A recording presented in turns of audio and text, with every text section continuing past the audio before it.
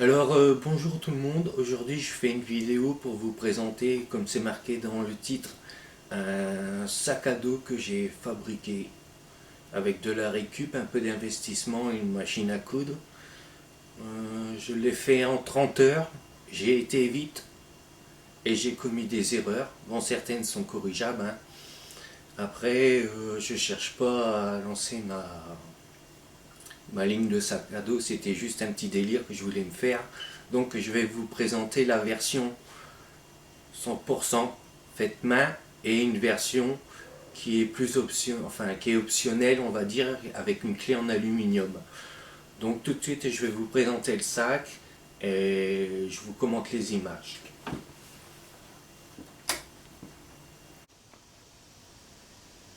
Alors donc voici le sac à dos. Alors la toile marron, c'est de la toile de tente militaire et les pochettes, c'est un sac marin militaire.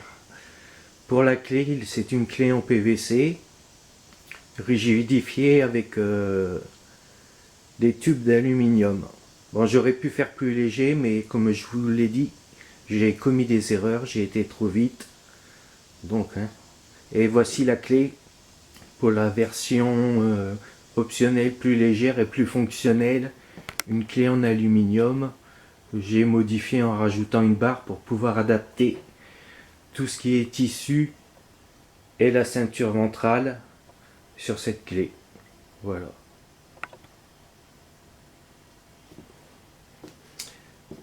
Alors le sac se présente comme ça sur sa face avant, et si je retourne,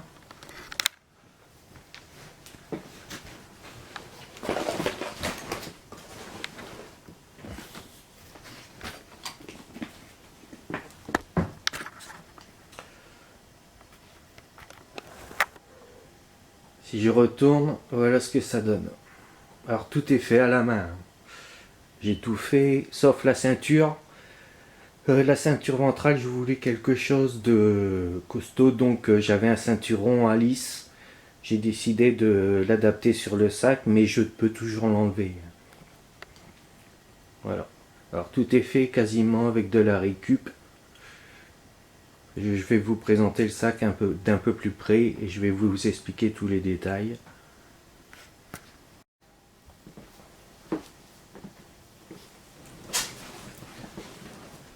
Alors donc, voici le sac de face.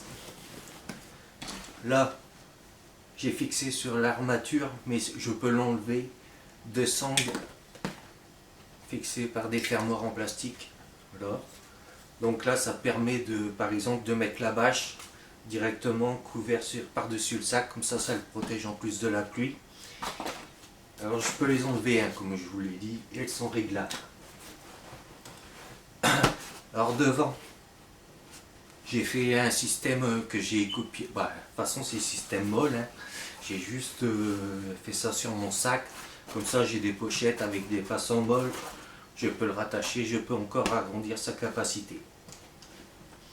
Là c'est le rabat, comme vous pouvez le voir, j'ai fait une poche à plat, alors une poche, je ne sais plus le nom, une poche kangourou, voilà. Comme ça on peut passer la main, je remettre le couteau, ou passer la carte, ou passer un pull, enfin bref, c'est une poche. Devant, le sac est fermé aussi par des boucles Vaxtec. Voilà.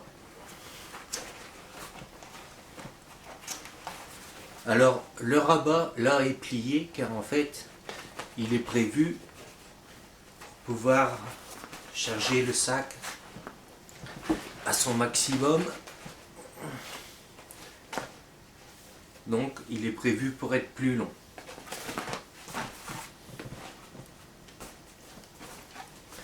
Quand on ouvre le sac, j'ai mis 2 rabats tenus par une ficelle pareil pour pouvoir sécuriser la charge si on veut monter un tout petit peu plus haut, et ça protège de l'infiltration d'eau. Donc là pour la démonstration dedans je vous ai mis pour voir le volume. Matelas autogonflant Décathlon, plus un autre matelas mousse. L'intérieur. Alors voilà l'intérieur, il y a quand même un beau volume. Hein. Je vais essayer de mieux vous le faire voir. Alors, le fond est protégé par un morceau de croûte de cuir que j'ai coupé, que j'ai taillé pour protéger le fond en tissu pour éviter de l'abîmer. Alors les coutures sur la poche principale sont faites 3 fois. Les coutures sont collées et pour les protéger des frottements, j'ai mis un adhésif textile autocollant pour protéger les coutures à l'intérieur. Les coutures sont faites au minimum 2 fois pour les coutures utilisables, enfin pour les coutures qui vont être soumises à de la force. Après les coutures, pas déco, mais les coutures pour faire les bordures, forcément elles sont faites une seule fois. Donc voilà, une seule poche, pas mal. Donc c'est du coton que j'ai waxé avec un wax que je fais moi-même. Sur le côté, j'ai fait les trapaskis. Voilà, comme ça on peut passer une hache, une hache avec un grand manche.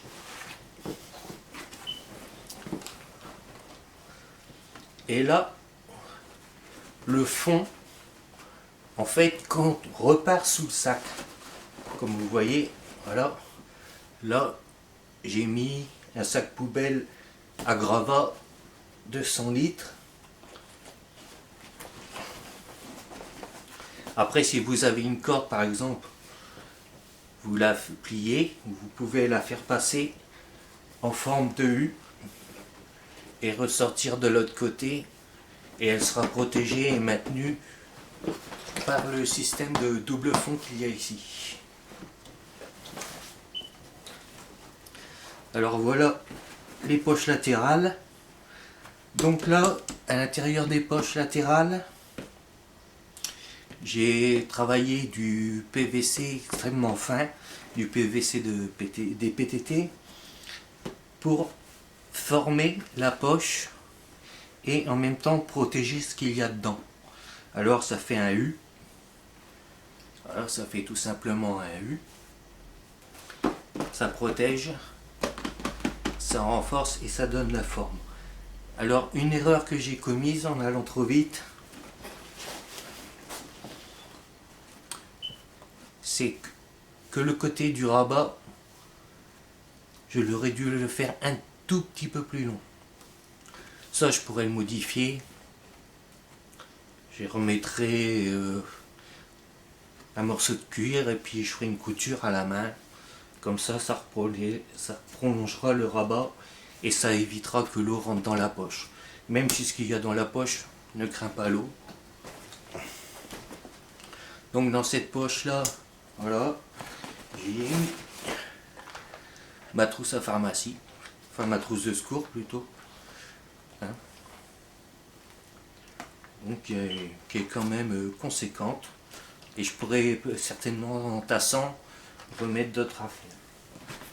Et dans l'autre poche, qui normalement fait le même volume, si je ne me suis pas trompé dans mes découpes et dans l'assemblage, voilà. Alors là, il rentre largement une bouteille Primus,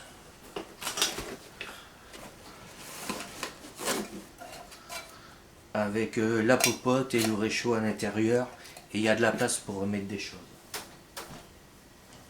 Voilà pour ce qui est de la présentation du sac face avant, côté latéraux.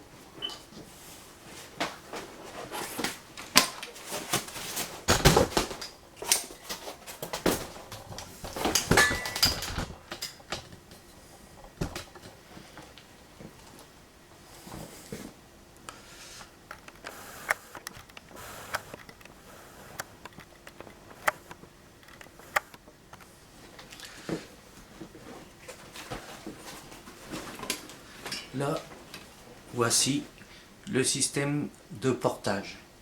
Alors, la clé est faite en un tube PVC que j'ai thermoformé avec un décapeur thermique.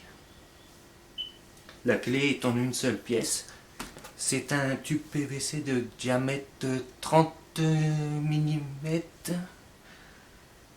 que j'ai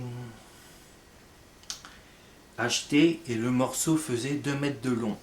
Et sans rien couper, juste avec le morceau de 2 mètres de long, en fait, ça a fait toute l'armature. Alors l'armature est droite sur les côtés. Et en bas, je ne sais pas si vous pouvez voir, en fait, elle est arrondie. Pour pouvoir épouser la forme du dos, enfin du bassin. Je l'ai rigidifié avec du tube d'alu. Alors, et le tout est maintenu par de la tige filetée. Alors l'erreur que j'ai commise, c'est que j'aurais dû acheter des tubes de diamètre 8 et 10, de tarauder l'extérieur du tube et en fait de visser directement sur le tube.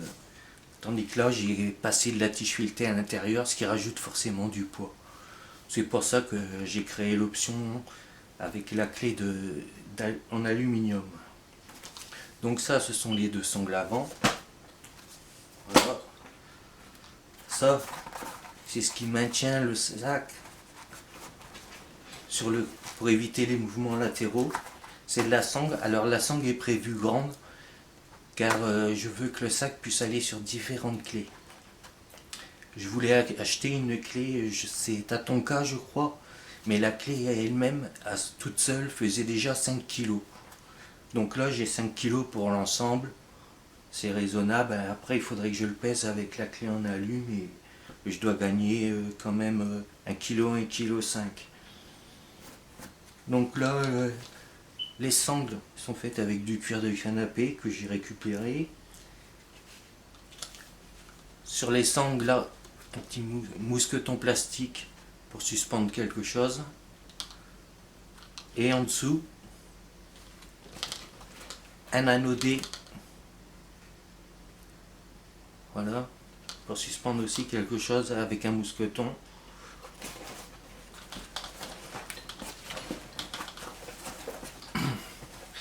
Dans le bas, comme sur cette clé là en aluminium, j'ai copié le principe. J'ai fait un morceau de tissu avec des œillets pour protéger le dos et laisser l'air passer. Voilà, c'est fait avec le même tissu que le sac. Et pour la ceinture, voilà, comme je vous l'ai dit, j'ai pris un ceinturon à lisse et j'ai fait ce système là pour pouvoir le fixer au sac et que tout le poids repose sur les hanches. Alors le sac, je ne l'ai pas encore testé, je n'ai pas eu l'occasion de le faire. En ce moment je suis occupé sur un autre projet, donc la priorité est vers ce projet. Donc voilà pour la présentation du sac. Hein, et dessous, j'ai mis 2 plats d'aluminium que j'ai juste torsadés pour rigidifier un peu l'ensemble dans le bas et pouvoir renforcer si jamais je veux accrocher quelque chose encore sur la clé. Donc je pense que c'est costaud. Vous pouvez voir le détail dont je vous parlais tout à l'heure, comment il est courbé.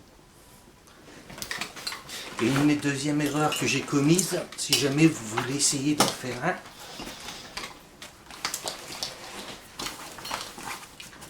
c'est de ne pas oublier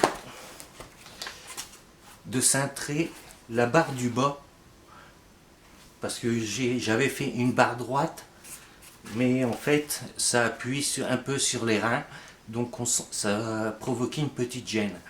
Donc j'ai tout mis dans l'étau, j'ai cintré comme j'ai pu pour que ça touche le moins possible. Et pour protéger, il y a un raffort en tapis mousse. Donc comme ça c'est bien confortable. Et voilà pour la présentation du sac, je crois que j'ai tout dit. Bon ben je vous souhaite une bonne journée ou une bonne soirée selon l'heure qu'il est. Et à la prochaine vidéo. Je ne sais pas sur quel thème encore. Car l'arc, j'ai tout ce qu'il faut pour le tester, mais j'ai pas encore trouvé le terrain. Et il faut que je me fabrique une cible avec un sac et des chiffons. Donc voilà, j'espère que cette vidéo vous a plu et je vous dis à bientôt et bonne continuation à vous.